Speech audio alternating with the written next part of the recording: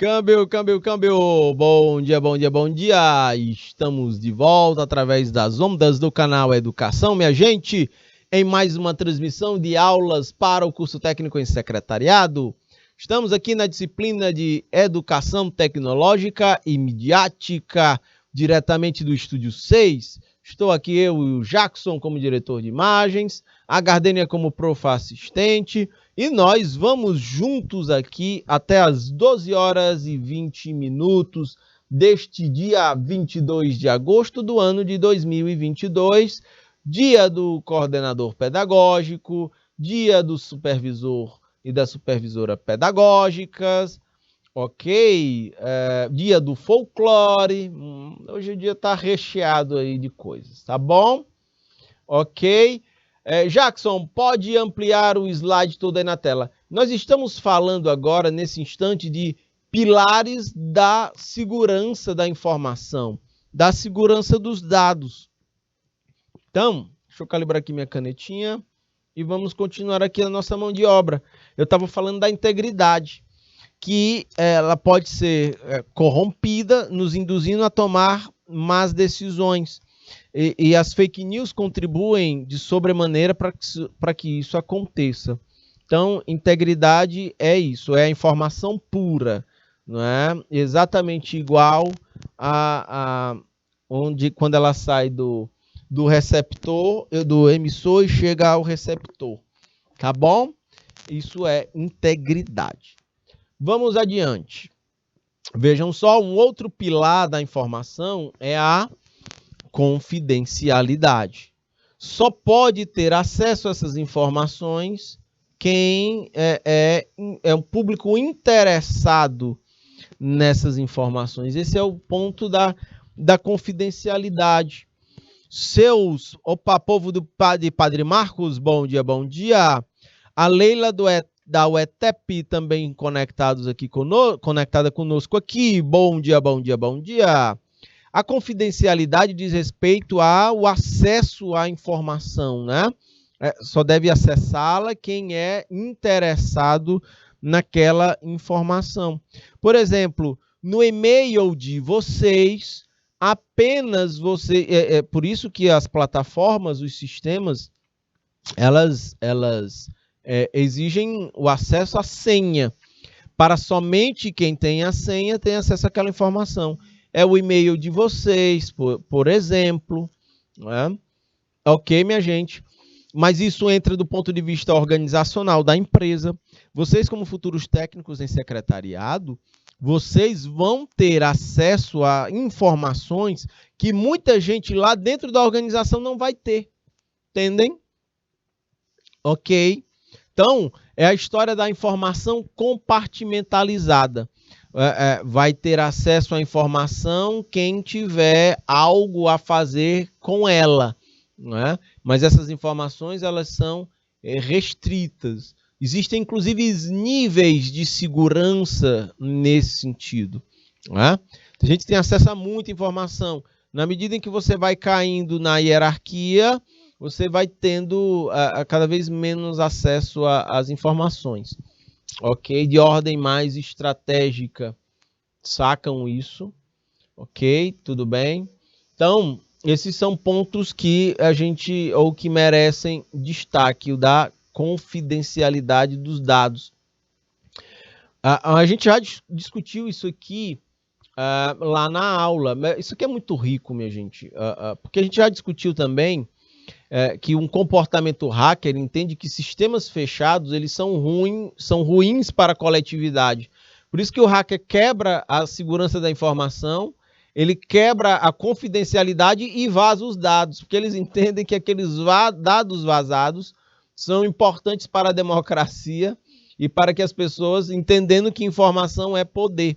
Quanto mais informação for disseminada para as pessoas, mais poder elas terão. Poder de decisão, poder de clareza sobre como as coisas de fato ocorrem.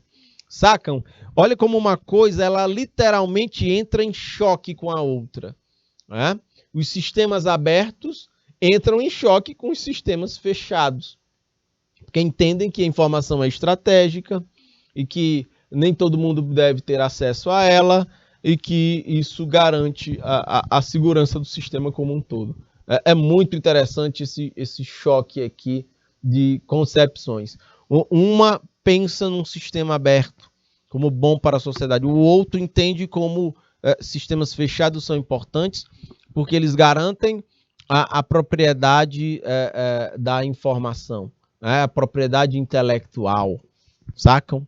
Tem gente que é óbvio, tem sistemas que usam dados e informações fechadas para a partir daí lucrarem com isso. E entendem que isso é justificável pela lei. Entendem? Essa coisa que é interessante. Tá bom? Esse choque, essas diferenças, esses pontos de vista distintos. Ok? Vamos ampliar. Pode ampliar o slide todo aí na tela, Jackson. Por isso que a gente tem cuidado, precisa entrar em sites certificados, porque se a gente entra num site de risco, nossos dados podem ser capturados e nesse ponto poderemos ter a confidencialidade das nossas contas bancárias, dos nossos e-mails, do nosso Pix, não é? Podem estar comprometidos e podem gerar prejuízos, ok? Prejuízos pessoais, financeiros e tudo mais. Tá bom?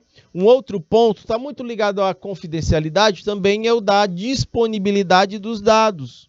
Né? Quando a gente fala de disponibilidade dos dados aqui, eu estou me referindo a quando você precisa da informação, se ela está acessível, ok? Se ela está acessível. Toda vez que você entrar num site e ele não estiver carregando, quebrou já ali a disponibilidade de acesso ali àquele site, sacam? Já quebrou ali. Você tentar entrar num aplicativo, num tipo de aplicativo que você tem no celular, qualquer aplicativo, pode ser um joguinho de videogame do celular. Eu tenho uns aqui que é para passar o tempo, né? Quando eu não tenho nada para fazer, aí e é pouco tempo, Jackson. Eu tenho lá jogos que eu passo um tempão sem jogar, porque você não tem tempo para jogar. Mas quando eu vou entrar aqui, o bicho trava, ali quebrou a disponibilidade da informação. Né? Quebrou o meu acesso. Olha aí o bicho aí. Né? Pois é, aí come armazenamento e a gente não usa. Da disponibilidade dos dados, é isso, né? Eu preciso tomar uma decisão, eu preciso de informações rápidas, mas as informações não estão disponíveis. Se estão desorganizadas, eu vou ter dificuldade de encontrá-las, né? Isso aqui é muito importante, ok? Eu preciso que a informação, aí eu vou limpar o slide. Tudo aqui está comprometido. Então, eu preciso, na verdade... apagou tudo? É porque ficou na memória, né? Eu preciso de dados disponíveis, íntegros, mas guardados as devidas proporções, também confidenciais. Bom, vamos adiante. Informação é poder. Ainda sobre os princípios da segurança da informação, vejam, nós temos aqui o elemento da legalidade. A legalidade é a garantia de que a informação foi produzida em conformidade com a lei. Ou seja, aquele terminho que a gente já tratou aqui em vários momentos da aula, que é o compliance, ou a conformidade com a lei. Esse nome em inglês doce, que sempre está relacionado à gestão e tecnologia. Óbvio, estudo associado à lei, à legalidade. Então, as informações elas precisam ter essa garantia legal de que ela foi produzida em conformidade com a lei. Okay? E entra também o elemento de autenticidade. É a garantia de que num processo de comunicação entre os remetentes sejam exatamente, o que dizem ser e que a mensagem ou informação não foi alterada após o seu envio ou validação. Olhem como isso aqui está diretamente relacionado ao pilar da integridade. A integridade da informação, ok? Olha uma coisa muito curiosa para dar um exemplo para vocês. Volta aqui para mim, Jackson. Você quer ver integridade? Pegue a Bíblia e leia. Ali ela está, a mensagem ela está íntegra, pura, da fonte. O problema está nas interpretações. Aí, minha gente, vai ter interpretação de todo lado. E essa interpretação pode corromper a integridade da mensagem que está lá na fonte. Aí a pessoa, o ouvinte ou receptor, pode receber uma mensagem corrompida. E aí eu posso formar a minha opinião, o meu juízo de valor e a minha conduta com base em informações deturpadas. Porque eu terceirizei a interpretação. Eu deixei que um outro interpretasse por mim. Uma mensagem íntegra e pura estava lá na Bíblia. É só pegar e ler. E dali extrair os seus aprendizados. Entendem isso, minha gente? Por exemplo, no Alcorão, que é o livro sagrado dos muçulmanos, lá não tem dizendo que um muçulmano deve se explodir dentro de um mercado com uma bomba matando gente de outras religiões que eles consideram como infiéis. Entendem? Não deve. Lá não tem isso. Mas radicais religiosos tem em todo lugar, tem em toda religião, e eles deturpam a integridade das mensagens e essas mensagens levam as pessoas a se comportarem ou adotarem condutas que não são religiosas. Entendem isso, minha gente? Câmbio. Então, isso eu digo muito objetivamente, porque esse é um exemplo de como essa autenticidade ela pode ser quebrada. Depende do viés de quem vai interpretá-la. Ok? Esse é um ponto. E aí volto a dizer para vocês, existe um problema em interpretar e julgar alguma coisa? Não, desde que seja feito com ética. Entendem? Não tem problema nenhum você pegar a Bíblia e a partir daquela mensagem íntegra você criar, extrair e você tirar as suas interpretações daquela mensagem. Não tem problema nenhum. Desde que seja feito com critério. Qual é o critério? A ética. Critérios morais que estejam sintonizados com o bem comum, porque é essa a função da Bíblia. Toda vez que eu for interpretar uma mensagem, por mais pura que ela seja, as minhas intenções é que vão dizer qual vai ser o viés da minha interpretação. Se eu quiser interpretar de forma a querer manipular, se eu quiser interpretar de forma a justificar o meu mal feito, eu vou fazer o errado e quando forem me criticar, eu digo assim, opa, está ali na Bíblia. Entendem a jogada? Ou como é que a coisa, a mecânica funciona? Não, eu fiz errado, mas está na Bíblia. Ora mais. Você interpretou com a má intenção e tenta usar a Escritura Sagrada para justificar os seus malfeitos. Esse é um exemplo. E aí eu estou falando de assinatura digital, porque a gente está falando de segurança dos dados, e porque para lidar com dados e com informações, é fundamental que a gente consiga entender a história da disponibilidade, né, da integridade, da confidencialidade. Aí, olhem uma coisa que complica. Quando a pessoa não sabe ler, aí ela não pode ler a escritura e ela mesma interpretar. Então, ela está dependente de quem sabe ler. Está dependente da interpretação do outro.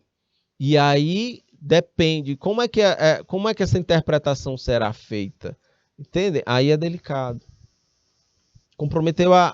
Pode estar comprometida a integridade da mensagem. E aí estou dando um exemplo que é muito próximo da gente, porque fica fácil a gente entender como é que a gente pega isso e transporta para o mercado de trabalho, para as relações no trabalho, sacam? Principalmente na área do secretariado. Vocês recebem informações, vocês são intermediários, e que vão filtrar e repassar essas informações. Então, vocês têm que ter muita clareza do que a gente está tratando aqui. Entendem? Porque vocês vão receber relatórios da área comercial, vocês vão receber relatórios da área de logística, da área financeira, e precisam repassar essas informações para os tomadores de decisão. Vocês vão produzir muito documento, e é importante que esses documentos, isso aqui é quase que um mantra para o secretariado. Tudo que envolver informação, vocês precisam aplicar os filtros da integridade, da confidencialidade e da disponibilidade. Ok? Podem ser que tenham informações da área financeira, que da área financeira só quem pode ter acesso é o financeiro, é vocês da área do secretariado e o tomador de decisão. Sacam?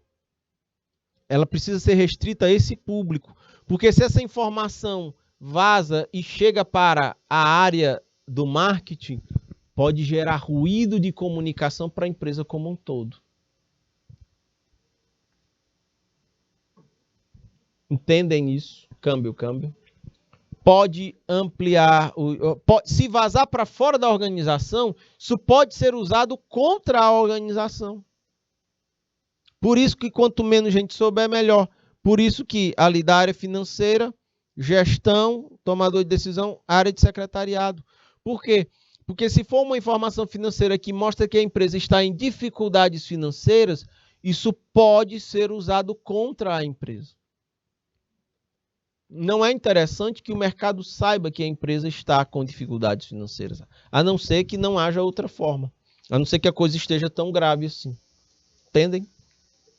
Pode ampliar o slide todo aí na tela, Jackson, por favor. Aqui eu tenho participação no chat. Barreiras do Piauí, manda um abraço para o Rariel, para o Matias, a Silvana, a Ana Raíssa, a Marta Vitória, a Luísa Mari, a Edina, o Ítalo, o Victor, o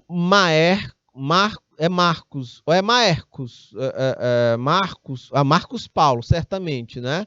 O Marcos Paulo e a professora é a Suelma. Bom dia. Estou dando aqui o bom dia também para a Natália, que nos acompanha aqui pelo YouTube. Vamos adiante, minha gente. Tá certo, minha gente. Ficou claro?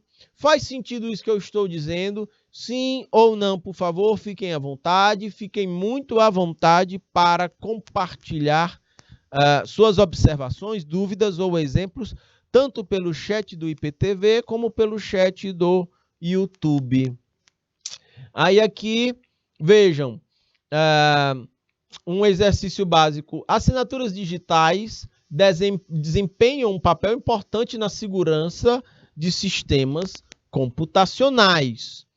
Sobre as assinaturas digitais, é correto afirmar que comprovam elas apenas a autenticidade de uma informação, apenas a integridade de uma informação, a integridade e a autenticidade de uma informação, mas não o seu sigilo, ou letra D, a integridade, a autenticidade e o sigilo da informação. qual seria aqui a informação correta? Entendem? É como se fossem as partes aqui. Sacam isso? Câmbio. Esse é um exemplo de questão que pode ser aplicada aqui para a gente avaliar o papel das assinaturas digitais. Beleza, minha gente? Ok, câmbio. Vejam certo. A alternativa correta, né, é a letra C. Ok? Ele vai garantir a integridade, a autenticidade da informação, mas não necessariamente o seu sigilo. Sacam isso? Outras pessoas podem ter acesso aos contratos. Ok? Ali, a assinatura digital ela vai estar muito mais envolvida ou relacionada à tomada de decisão. Quando as partes num contrato, elas assinam, não é? E elas se comprometem em termos de responsabilidades e direitos. Não é? Direitos, obrigações, responsabilidades de ambas as partes, do prestador de serviços e de quem vai, no meu caso... Porque vejam, eu assino o contrato com a escola dos meus filhos. Beleza, eu tenho direitos e tenho deveres a cumprir. A empresa prestadora tem direitos e tem obrigações e deveres a cumprir. A gente selou aquilo. Do ponto de vista... ali a assinatura digital garantiu a integridade do documento, a autenticidade, eu assinei, beleza, fechamos o contrato. Mas percebam que esse é um contrato que ele não é necessariamente sigiloso. Por quê? Bem, os meninos estão lá estudando na escola, todo mundo sabe que existe um contrato de prestação de serviços nesse meio contexto. Entendem, minha gente? Câmbio. Então ele pode garantir integridade e autenticidade, não necessariamente o sigilo. Ok? Aí já é uma outra dimensão,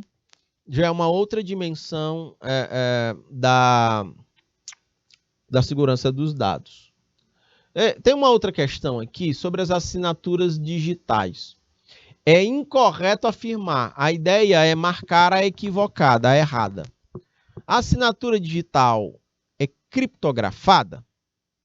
A assinatura digital é também chamada de assinatura eletrônica?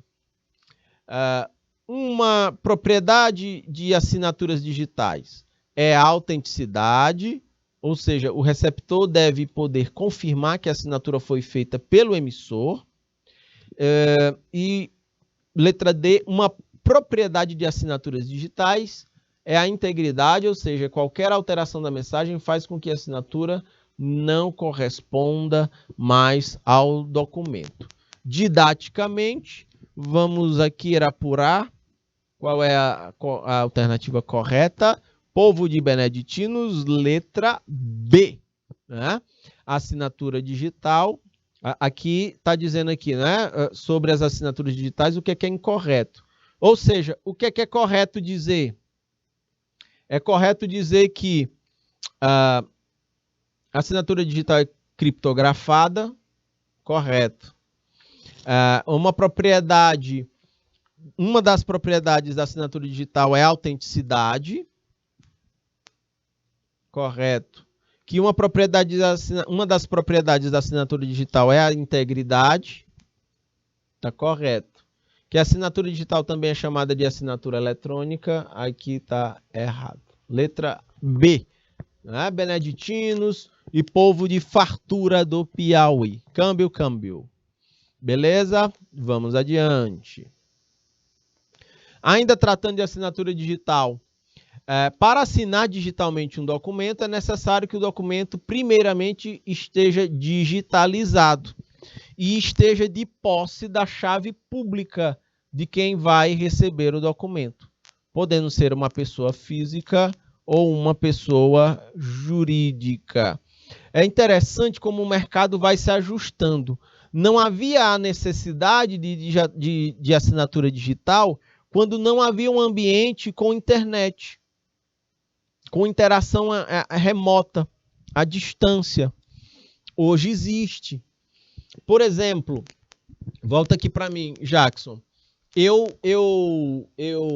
Você tem uma plataforma de investimentos em ações. Eu entro no site da corretora, eu tenho uma senha para entrar, tenho o token, que eu preciso, a minha senha, uma outra senha de acesso, ela muda de 1 em 1 minuto. Então eu preciso digitar aquela chave, aquele conjunto de números em 1 minuto, ali, opa, sou eu mesmo que estou acessando, beleza. Aí eu entro na plataforma, dou uma olhada lá no mercado e vamos imaginar que eu vá fazer uma compra ou venda de ações. Eu preencho os dados lá na boleta, a boleta é as informações que eu lanço, eu digo, tais ações, a tais preços e tais quantidades. E ali, aí eu boto lá, quero vender as ações. Detalhe, eu ainda assim preciso de uma assinatura digital minha para validar aquela minha operação. Ou seja, é um mecanismo a mais de segurança para essa transação que ocorre de forma remota, ok? Somente com a expansão da internet, com esse desenvolvimento, com essas práticas de negócios remotos, é que a gente vai surgir isso. A gente falou aqui na aula passada, a tecnologia ela impacta na comunicação, né? Então isso vai mudando os hábitos. Hábitos que não tínhamos antes, eles se tornam importantes nos dias de hoje, principalmente nessa cultura cada vez mais digital. Precisamos ter cuidado, a gente precisa ter zelo e sempre trabalhar de forma defensiva do ponto de vista da segurança das nossas informações. Pode ampliar o slide todo aí na tela, Jackson, por favor. Então, minha gente, vejam só. Por isso, a necessidade de assinatura digital, né? Antigamente era fax, né? Para você mandar um arquivo de um lugar para o outro de forma remota, né, Jackson? Aí depois você vai e manda... Aí quando o bicho digitaliza, você manda por e-mail. E agora você tem um documento físico, você escaneia o bicho, né? Digitaliza ele e envia. Sacam? Em seguida, minha gente, a partir de um programa específico, o documento ele será criptografado de acordo com uma chave pública que você tem para enviar o documento, gerando um resumo do mesmo tamanho que será criptografado. O nome disso é hash, que garante a autenticidade e o não repúdio daquele documento digital. Ok? Esses são alguns elementos de ordem mais técnica, mas que fazem parte... Aqui é como se fosse... A gente está tratando do bastidor de uma assinatura digital. Quando a mensagem chega ao destinatário, o receptor aí, ele deve utilizar essa chave privada para decodificar ou descriptografar o documento. Aqui é interessante, ó, tem arquivo de e-mail que você recebe e que você só abre se usando uma chave que só você, a princípio, tem. Sacam? Isso para garantir aí a segurança daquela informação que está transitando. Aí tem documento que essa chave é uma parte dos números do seu CPF. Você digita ali, pronto, ali está comprovando razoavelmente que é você, aí aquele arquivo vai abrir para que você possa ler e ficar ciente do que aquela documentação está tratando. Sacam? Né? Quando o receptor consegue decodificar, decriptografar aquele arquivo, aí gera um novo resumo na mensagem que está armazenada. E em seguida permite a comparação com a assinatura digital. Caso o documento tenha sido alterado, a chave privada não vai conseguir decodificar o arquivo, ela não abre. A chave é um código, né? É um tipo de código. Pois, consequentemente, a assinatura ela vai ser corrompida. e não reconhece o documento. Ou seja, onde é que a gente quer chegar? O hash original, se ele não for igual ao hash gerado na recepção do documento, a mensagem, quando isso acontece, se o hash for original ao documento que foi recebido, então a mensagem está íntegra. Não houve interceptadores no meio do caminho, não houve o documento não foi corrompido, logo ele será aberto. É muito interessante, porque no final da aula aqui eu vou falar um pouco sobre blockchain, e o blockchain ele trata disso, né? É a tecnologia que está por trás das criptomoedas, e ele é uma forma de certificação digital de assinatura digital bem interessante. A função da hashing avalia completamente o documento baseado num algoritmo matemático que calcula um determinado valor, tendo como parâmetro os caracteres do documento, obtendo um valor de tamanho fixo para o arquivo, conhecido como valor do hash.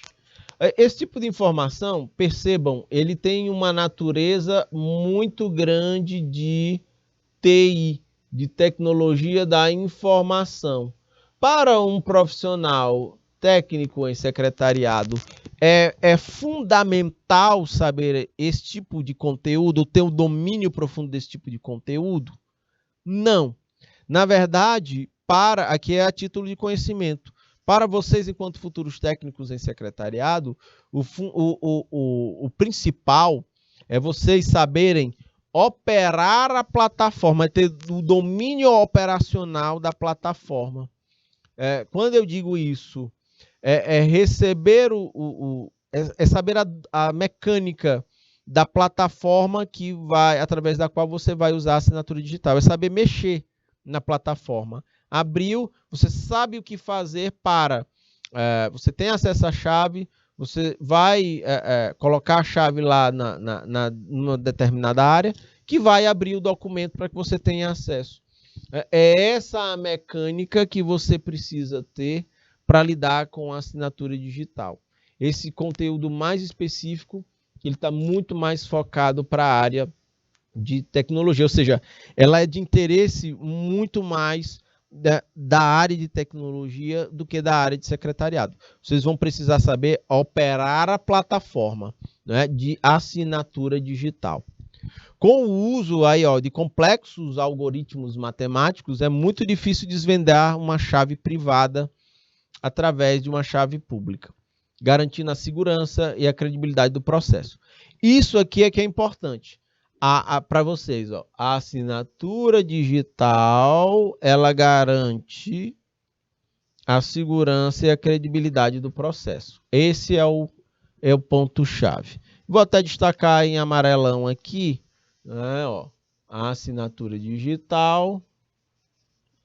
Isso aqui é, de fato, o mais importante para o pessoal da área de secretariado. É garantir a segurança e a credibilidade do processo. É isso que a gente extrai deste slide. Tá bom? Beleza? Vamos adiante. A criptografia, minha gente, ele é um mecanismo de segurança mais eficaz atualmente, podendo ser entendido como a modificação de uma informação em outra, deixando ela ilegível para pessoas não autorizadas. A informação sai do emissor, ela chega no receptor.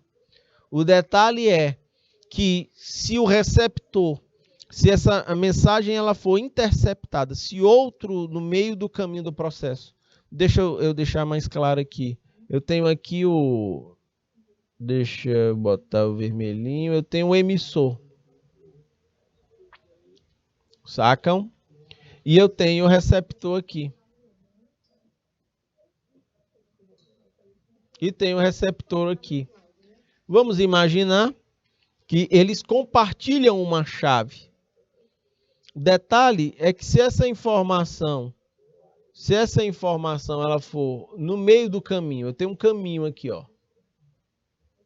Se no meio do caminho essa informação, alguém tiver acesso a essa informação, né? Se aqui eu tenho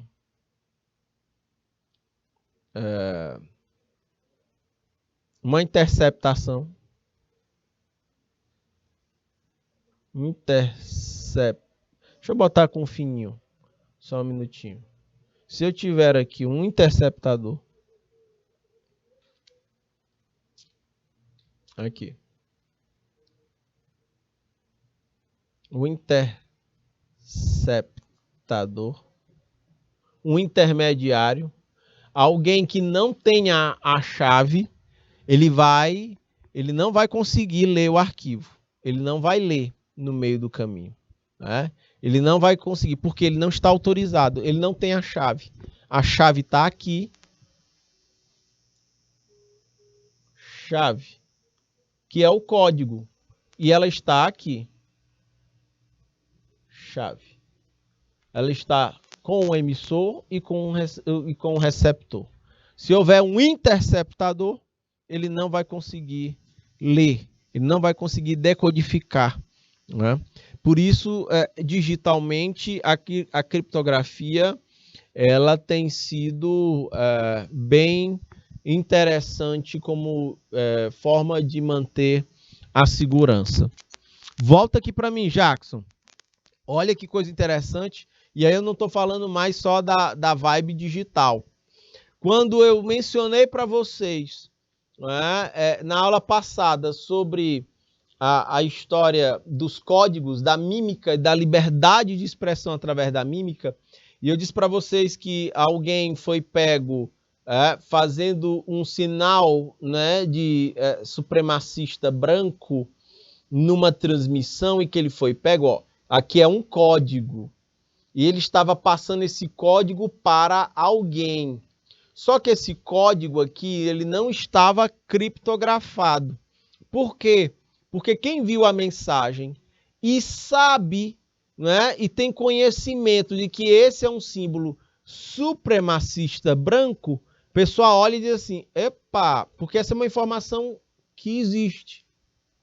Ela é pública, nem todo mundo tem acesso. Não tem acesso porque não conhece, não procura. Mas para quem tem, bate o olho e diz assim, opa, esse símbolo aqui é um código supremacista branco. Ponto. A pessoa já quebrou a criptografia, vamos dizer, do sinal. Entendem? Já conseguiu interpretar. E aí a casa do cara caiu. Sacam? Vejam, e isso acontece porque a chave para descobrir que esse sinal é da supremacia branca é o conhecimento. Muita gente não tem, mas tem gente que tem. E na hora que viram, esse sinal aqui está errado. Tem alguma coisa errada. Bora apurar. Entendem? Esse é um ponto que merece destaque. Sacam? Como a gente não está falando de criptografia digital, né? Então, outras pessoas tinham aquele conhecimento de que aquele sinal tinha um significado, ele tinha uma representação, aí a coisa se tornou pública. Hoje tem muito mais gente do que antes sabendo que aquele sinal ele não é eticamente aceitável. Pode ampliar o slide todo aí na tela, Jackson, por favor. Então vamos adiante. Olhem o exemplo a seguir. O remetente deseja enviar a seguinte mensagem. Blade Runner. O Blade Runner, inclusive, é um nome de um filme muito massa. Né? Ele fala de Blade Runner, o caçador de androides. Olha só. Então, primeiramente, ele será atribuído para cada letra um valor correspondente, sendo 00 para o espaço, 01 para a letra A, 02 vai ser a letra B e assim sucessivamente. Dessa forma, a gente vai ter, ó, eu tenho a mensagem a ser passada, Blade Runner, e cada letra dessa corresponde a um número. 2, 12, 1, 4, 5, 0, 0, espaço. 18 é o R, o U é o 21, o N é o 14, o N14, ó, 214, o E é 5 e o R é o 18. Sacam isso? Então vejam, no final das contas, quando eu olhar para essa mensagem, bora imaginar aqui. Eu vou cobrir o nome aqui. Opa, o marca-texto. Aqui e o preto. Aqui, ó. Se eu não souber quais são as letras aqui, o que é que a mensagem vai a mensagem chega, sai do emissor, chega no receptor aqui, ó. 2, 12, 1, 4, 5, 00, 18, 21, 14, 14, 05, 18. Quando eu recebo essa mensagem, o Jackson não vai saber o que é que ela quer dizer. Só que o nosso combinado, meu e da Gardênia, é que, como eu tenho a chave, eu sei que esses números correspondem à palavra Blade Runner. Ok? Isso é um exemplo bem prático de criptografia. Você pega cada letra da mensagem e atribui um número. E somente o interessado é que vai ter acesso àquela chavezinha, a esses números. Esses números são o código, entendem? Né? Eles vão chegar aí.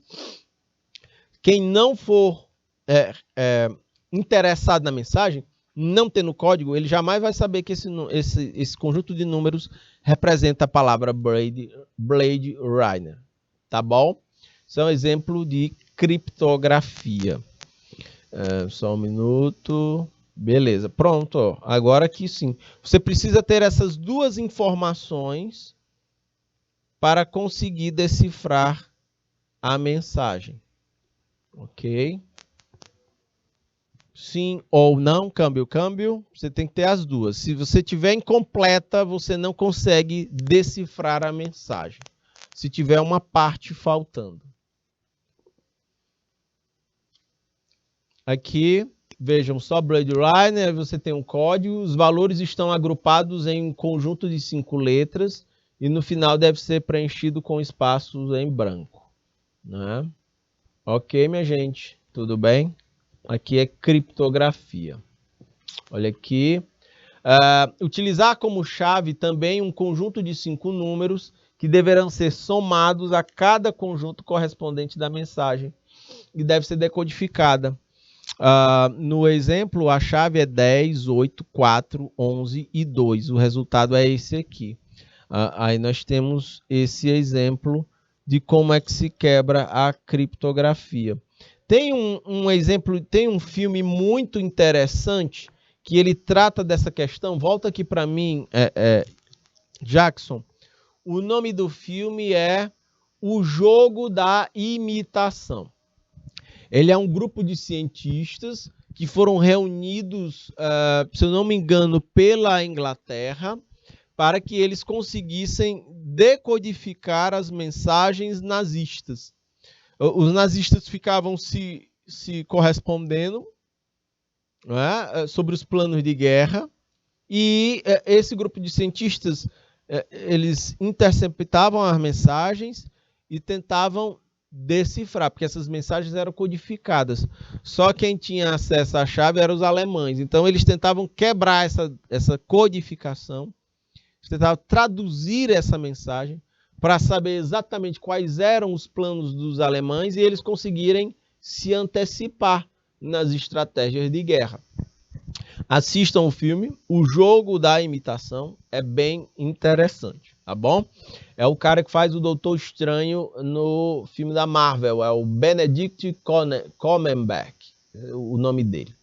Pode ampliar o slide todo aí na tela, Jackson, por favor.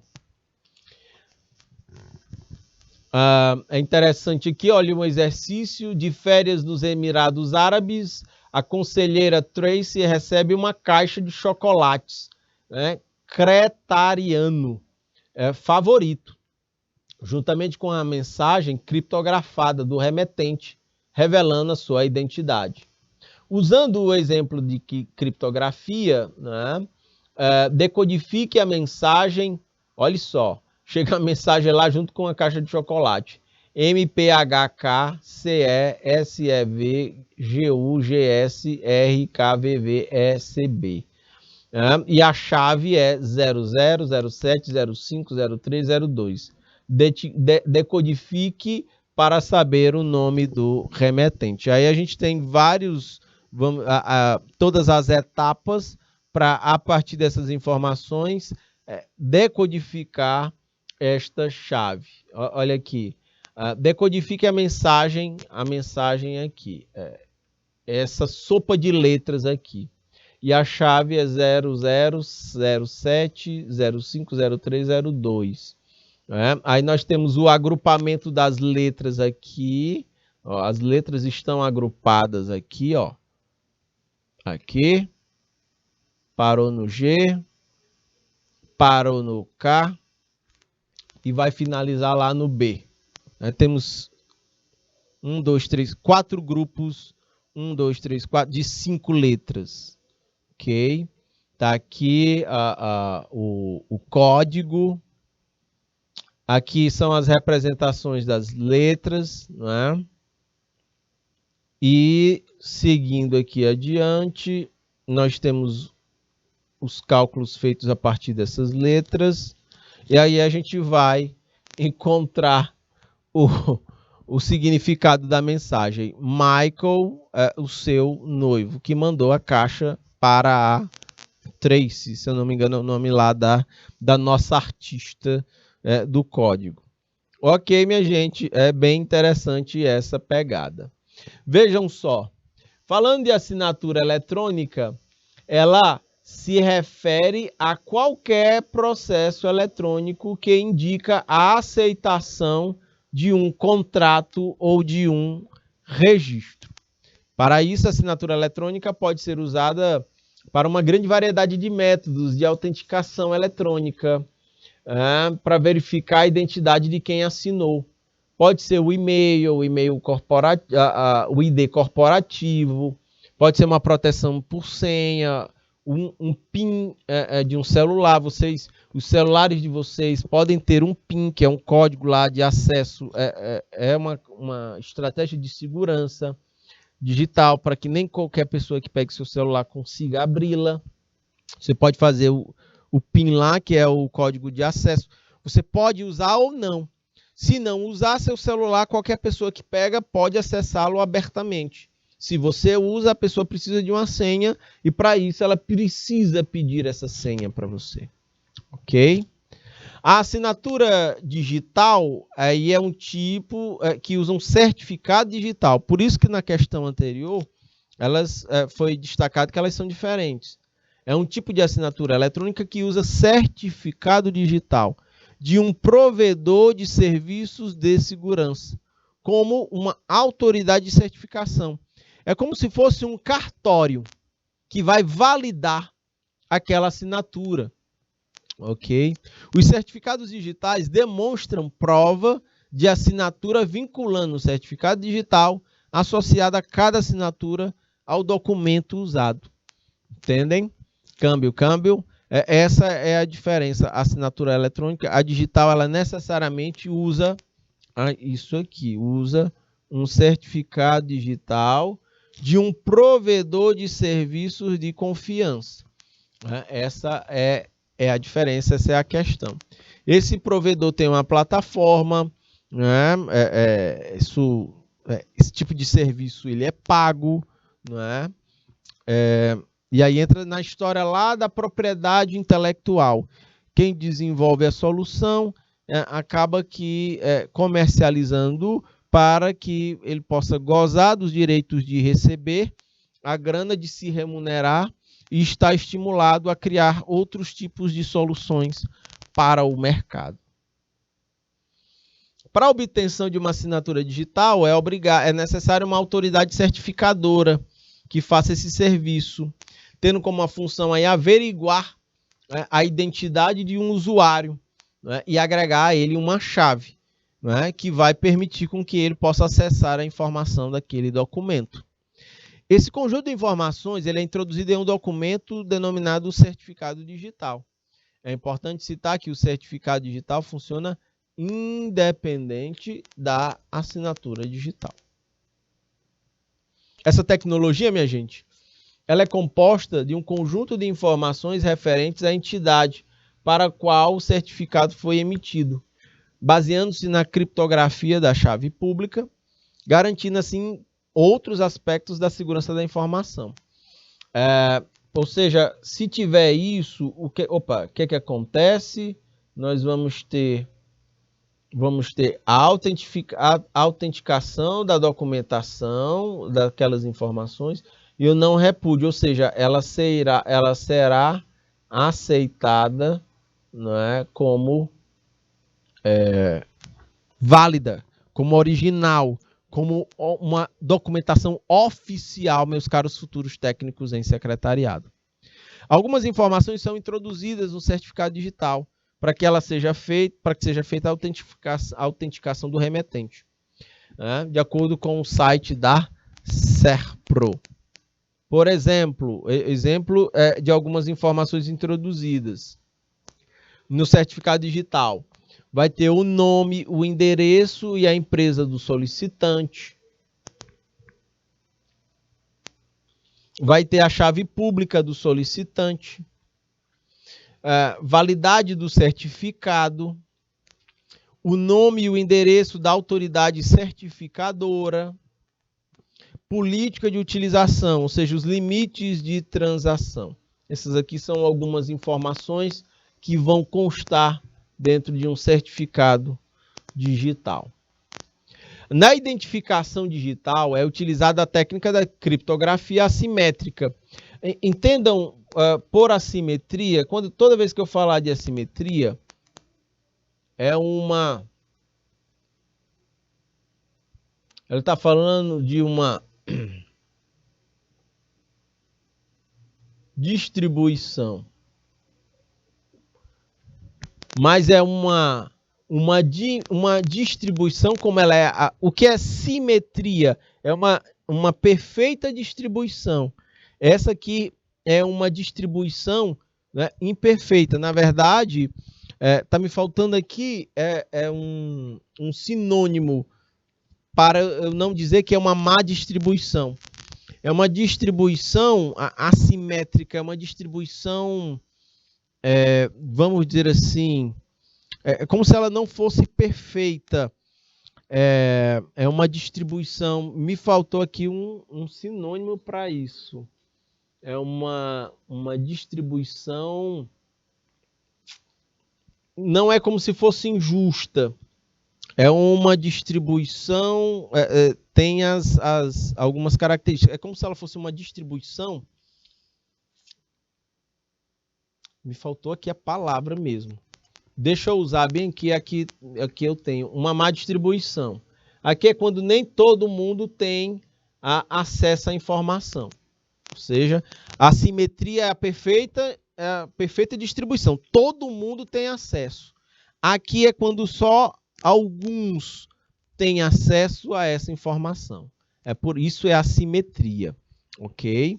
Então aqui, dispõe de duas chaves relacionadas a uma chave pública e a outra privada. Tanto o nome de um usuário como as outras informações que identificam o usuário, elas são vinculadas a um par de chaves, né? A chave pública e a chave privada. Isso funciona como um credenciamento eletrônico, quando instalado em um navegador da web que permite essa autenticação. Ok? Assinatura eletrônica.gov. A assinatura eletrônica, ela permite que você assine um documento em meio digital, a partir de sua conta Gov. Minha pergunta, vocês têm cadastro na conta GovBR?